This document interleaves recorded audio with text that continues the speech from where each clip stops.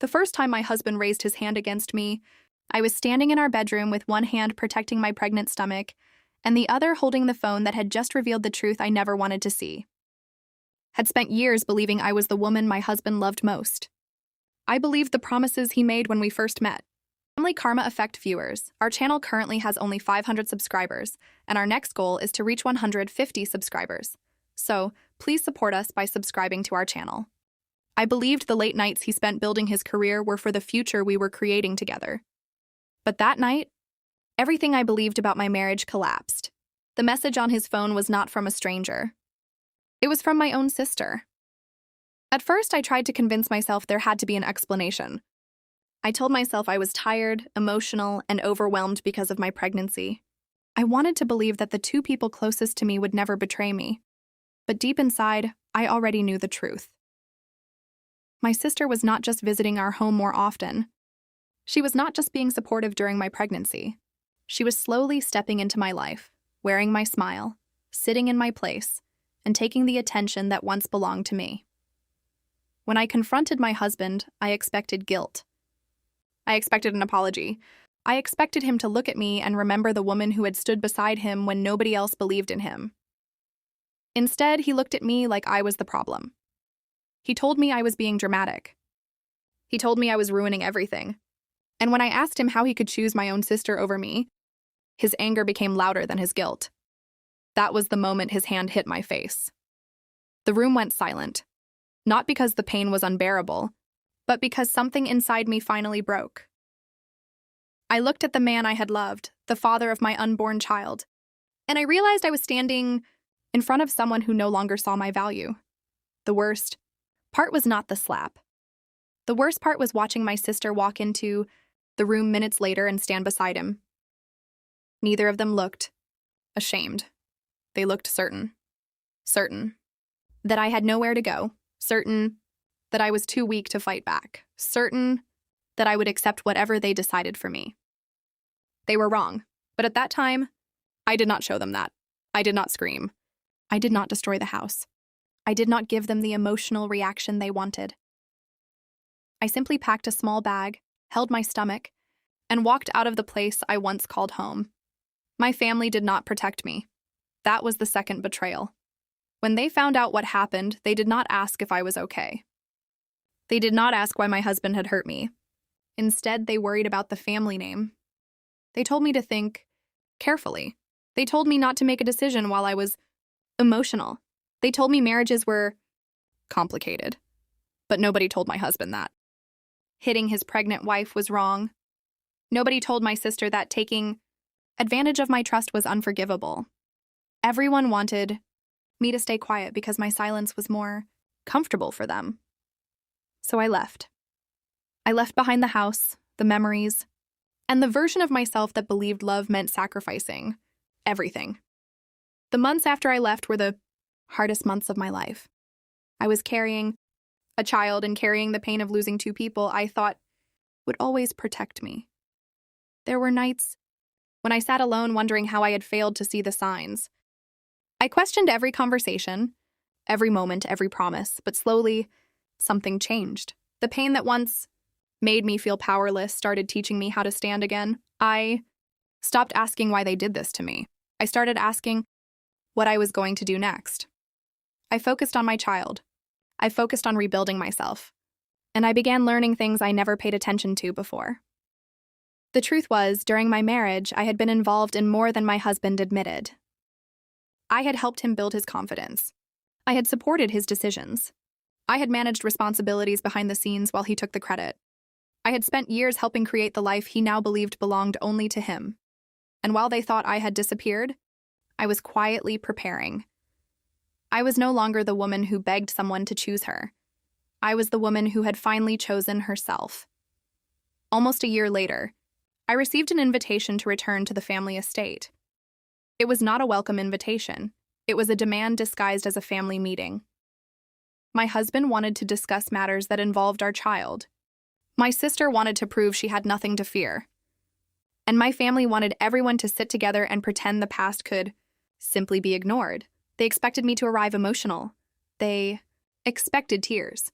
They expected the same woman who left with a broken heart. But the woman who walked through those doors was different. I entered the house where I had once been humiliated, but I did not lower my eyes. The family members sitting around the table looked at me with curiosity and confidence. My husband leaned back in his chair, believing he still had control.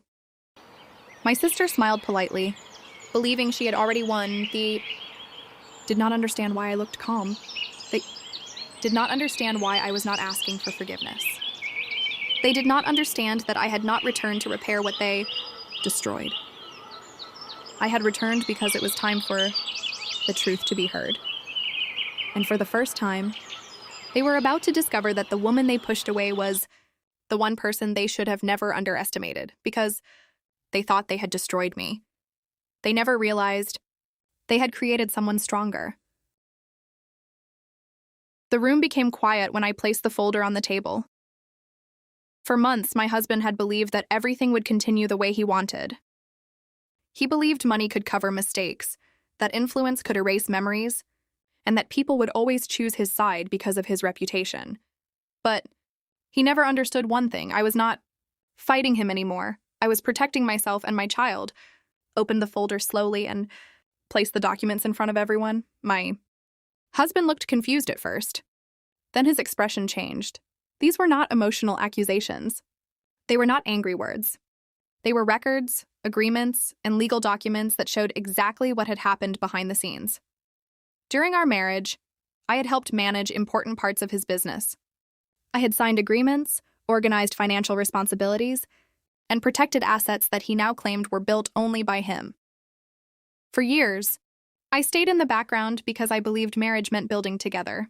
But when he decided I was no longer valuable, he forgot that I was never just standing beside him. I was part of the foundation. My husband picked up the papers with shaking hands. "Where did you get these?" he asked. I looked at him calmly. I kept records of everything I was responsible for. For the first time that night, he looked uncertain. My sister stopped smiling. She had always believed she was taking my place, but she never understood that she was stepping into a life she did not help create. The family members around the table began whispering among themselves. The same people who once told me to stay quiet were now asking questions. They wanted to know how much I knew. They wanted to know what else I had prepared. The answer was simple. I had prepared for the possibility that nobody would stand beside me, and that possibility had become reality. My husband tried to regain control. He raised his voice and accused me of trying to destroy him, but his anger no longer affected me. Months ago, his anger had made me afraid. Now it only showed everyone else that he was losing control. "You think this is revenge?" I said quietly. "It is not." Everyone looked at me. This is what happens when someone spends years believing they can hurt people and never face consequences. The words were simple, but they carried the weight of everything I had endured. The truth that my family tried to hide was finally visible. My sister looked at me with a mixture of anger and fear. "I never wanted to hurt you," she said. Looked at her for a moment.